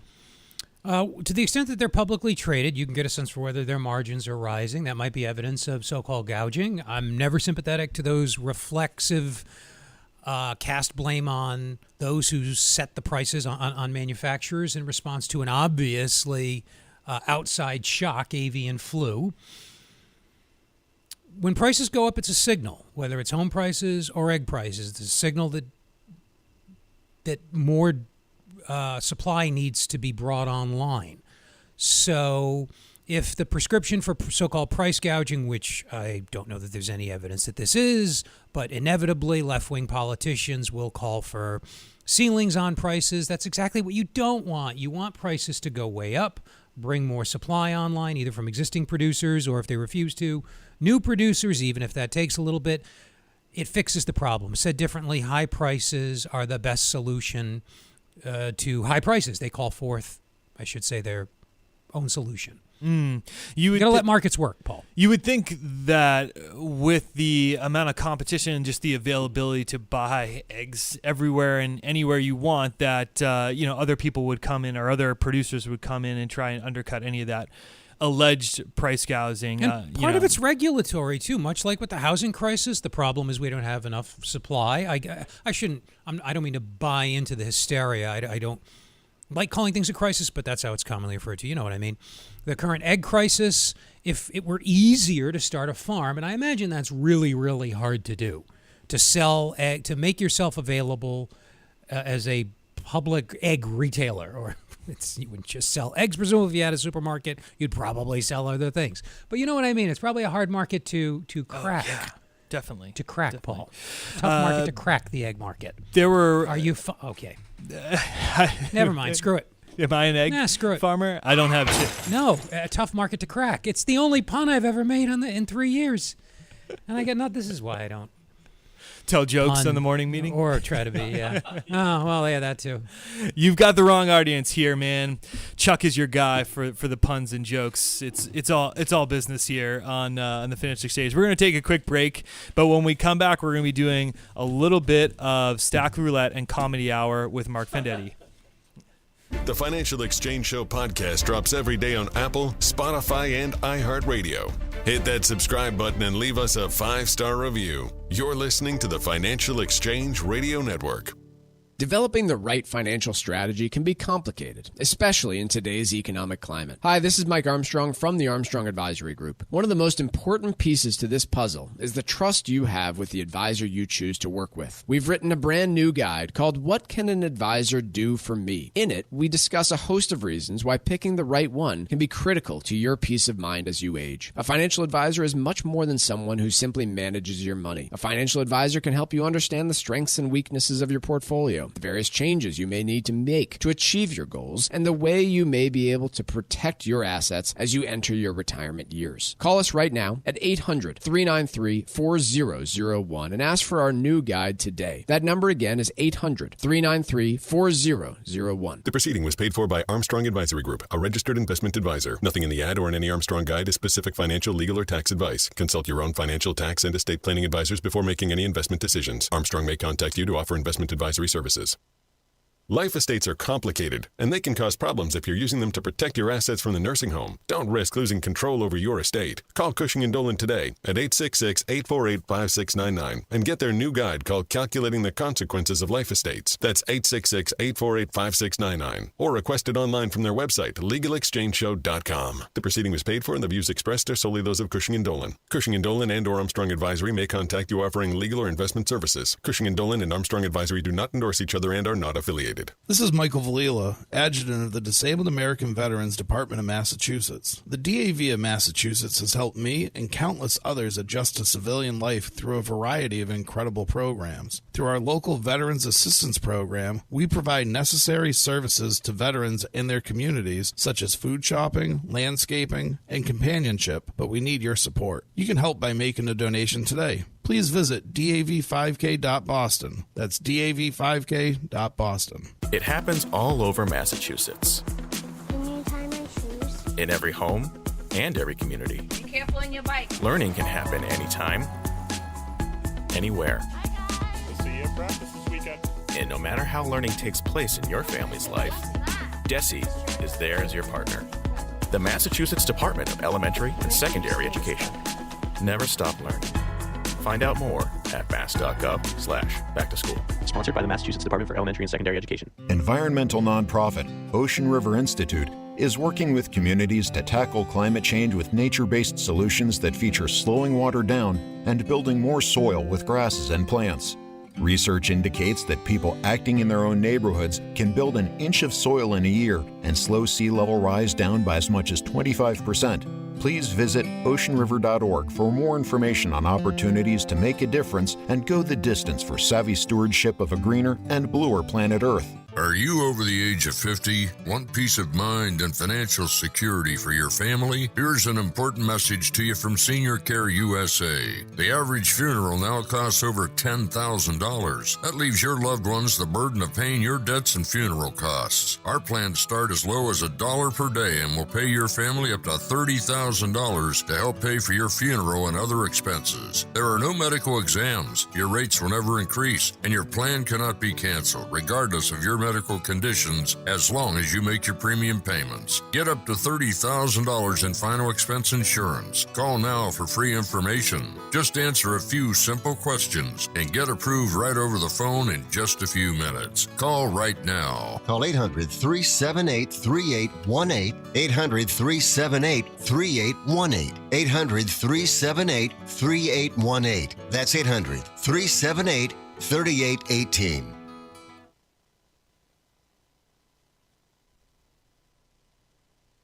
The Financial Exchange streams live on YouTube. Like our page and stay up to date on breaking business news all morning long.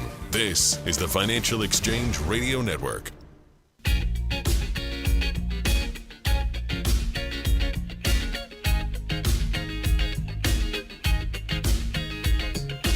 This segment of the Financial Exchange is brought to you in part by the U.S. Virgin Islands Department of Tourism. The U.S. Virgin Islands are St. Croix, St. Thomas, and St. John, and if you act now, you can take advantage of a special promotion to St. Croix. Experience a vibe like no other and get a $250 per person airline credit when you book a minimum 5-night stay at participating hotels. Go to visit usvi.com and use code VIBE2025 to reserve your trip today.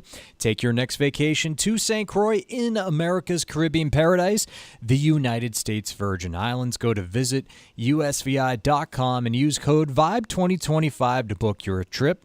That's visit usvi.com and code VIBE2025. All right, we're doing a little bit of Stack Roulette. Mark, I'll let you bat lead off. Sure. Normally, Stack Roulette is we cover lighter topics. You never do. I'm a contrarian, though. You so never allow do. me to lead with... Just missing the point of the segment, but it's okay. We're good. I don't know. Give me No, go ahead. I was reporting on previous crimes of my youth yesterday, and Mark's gonna. Oh God! What did Paul Lane do? Crystal Light. Crystal Light. Did Paul Lane jaywalk once or something? What did you do? Accidentally open somebody else's mailbox? We're talking about cheap commit a federal crime. We're talking about cheap vodka, mixing it with You've Crystal never even Light. returned a library book late, Paul. Be honest. Hey, you don't know enough about me, Mark. I'm a real wild man. Oh yeah, that Paul Lane. All right, what do you got? ECB, European Central Bank, the counterpart of our Federal Reserve, has cut rates pretty aggressively, as has the Fed, obviously, though the Fed has stopped. Our policy rate, the so-called federal funds rate, is at 4.25%. Theirs is at 2.5%. They had arguably a worse inflation problem than we had, but growth there has been slower. The reason I bring this up is that despite the cut in rates today, again, on the part of the European Central Bank, the equivalent of our Fed, longer-term rates are up by a lot in Europe today, and consequently here as well. I'm using the 10-year Treasury and equivalent overseas rates as my reference point here. And it's a good reminder that the Fed and central banks, which is the generic name for what the Fed is for obvious reasons, they have very little control unless they try to exert it directly, and even then it may not be successful, over the rates that matter for most of us. So ECB, European Central Bank, lowering short-term rates today, lowering its equivalent of the federal funds rate, yet long-term rates are up by a lot, and that's having ripple effects all over the globe, including here. So only so much that central banks, including our Fed, can do to reduce the pain of higher interest rates, and with governments, particularly those in Europe, having to spend more to defend themselves, that's going to soak up capital and push up rates or put upward pressure on rates, perhaps push them up. That's an all else equal proposition. It's always fascinating to follow just how there are so many factors that influence the longer end of the curve, the U.S. 10-year Treasury, that is not specific to policy decisions, though they can have an impact, but there's just a variety of factors that go into global forces that go into supply and demand. And the reason that we talk about it on the show and why it's of interest to anyone who's a borrower out there is that the U.S. 10-year Treasury is that bellwether indicator that is almost directly tied or very closely tied to how mortgage rates behave. And for a housing market that has lagged significantly, a lot of enthusiasm went into this year that those longer term rates would come down. Just the activity that we've seen for the first 3 months of the year, two and change, is that very clear indicator, like you mentioned, it's global forces at hand, that there is an administration cannot do anything to change the direction of where longer-term rates will trend. I'll qualify that a little bit. In the 1990s are the 1980s and then the 1990s. In the 80s, government borrowing increased, economic activity was strong. That put upward pressure on real interest rates. Nominal rates, real plus inflation, came down because inflation came down. But real rates were relatively high throughout the 1980s because of government borrowing and strong economic activity that requires capital. In the 1990s, government borrowing needs decreased. We had two big tax increases, 90 and 93, that allowed the Fed to take its foot off the brake throughout the decade, which helped fuel the economic boom. So it's a tale of two approaches, the 80s and the 90s. Both decades were successful economically, but arguably with very different interest rate, inflation, and policy overall characteristics. The next 5 to 10 years is going to be really fascinating. It to is watch unfold. God willing. Post 08, we've been in such a low interest rate environment that it's really reset expectations to probably unfairly be lower than they should have been based on a historical basis. So, Paul, what wild and wacky story do you have to amuse to lighten the mood, to amuse us little people in the final 2 minutes here?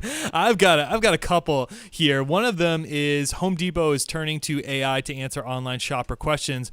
And I love this because I have been on record on this show that when it comes to doing anything around the house, any do-it-yourself project, I am an abject disaster. Basically have a very baseline of any type of handyman skills. Demolition is pretty much the only thing that I can do successfully. So the idea that I could go to Home Depot where I feel extremely lost consistently and potentially be able to ask a question, whether through the app or through the website, as to where I could locate certain products or certain features that I should be aware of, to me is a huge relief, coupled with the fact that it's extremely hard to find help in Home Depots, or I should say there may be employees, but some of them are not the most knowledgeable. It's hard to find. Lowe's in the same bucket too. They are. Both of them, you look for the grizzled vet who is, worked there for a long time and skews older. I would say that's kind of what I tend to go. But there's some younger guys in there that you just know they don't know what they're talking about. Next time you're in Home Depot, you come out and there's nails in every one of your tires. It's not a coincidence. I find the help at Home Depot and Lowe's to be outstanding for the most part. Maybe it's location. Yes, but there have been times where I'm going up and down aisles looking for somebody for like 10 plus minutes. That's what I'm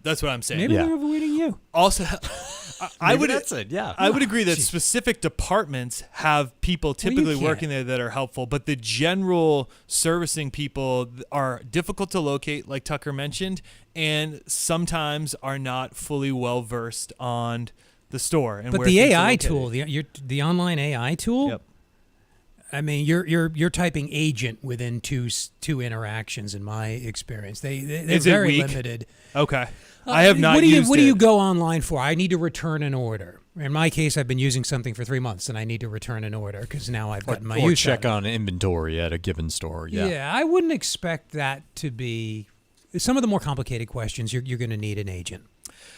The simple ones, hopefully, will be covered there, but I'll have to let everyone know when I try it out. Hackers stole $635,000 in Taylor Swift tickets scheme, according to a Queens District Attorney office. 2 people were accused of stealing and reselling more than 900 tickets for the Taylor Swift Eras tour. This was from the ticket sales platform StubHub. It appears as if these 2 particular people had access to StubHub's system through a contracting relationship for another company called Southern Global Services, who was contracted by StubHub, and that's what led to this alleged theft. But just How wild. do you unload that magnitude of? Doesn't that immediately get somebody's eye? Doesn't that immediately trigger suspicion? I'm very I just happen to have these 5,000 Taylor Swift tickets. I'm very surprised I don't need. that. Well, the demand certainly was there from them. There's no question about that. They wouldn't have any trouble unloading them. But how it was not tracked that the group intercepted 350 StubHub orders from June of 2022 to July of 2023 for those 993 tickets, that's beyond me. That's all the time that we have for this edition of the Financial Exchange. We're going to take a break, but we'll be right back at it tomorrow at 10 a.m. to go over that jobs report. Thanks so much for joining us.